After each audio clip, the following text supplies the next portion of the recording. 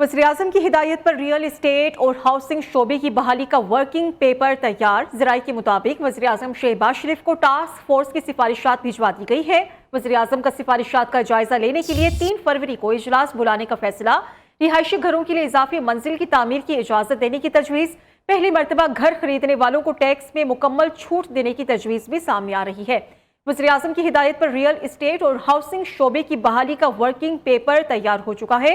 ज़राए का ये कहना है कि वज़ीर-ए-आज़म शहबाज शरीफ को टास्क फोर्स की सिफारिशात भिजवा दी गई है और वज़ीर-ए-आज़म का सिफारिशात का जायजा लेने के लिए 3 फरवरी को इजलास बुलाने का फैसला हुआ है। रिहायशी घरों के लिए इजाफी मंजिल की तामीर को इजाजत देने की तजवीज़ भी सामने आ रही है, जबकि पहली मरतबा घर खरीदने वालों को टैक्स में मुकम्मल छूट देने की तजवीज़ भी की गई है। मजीद हम बात कर लेते हैं, जावेद नूर हमारे साथ मौजूद है। जावेद, क्या तजवीज़ पेश की जाएंगी? जी, वज़ीर आज़म की हिदायत पर रियल एस्टेट और हाउसिंग शोबे की बहाली के लिए तैयार किया गया है। इसमें कई तरह और इस हवाले से वज़ीर आज़म सिफारिशात का जायजा लेंगे। 3 फरवरी को इजलास बुलाने का फैसला हुआ है।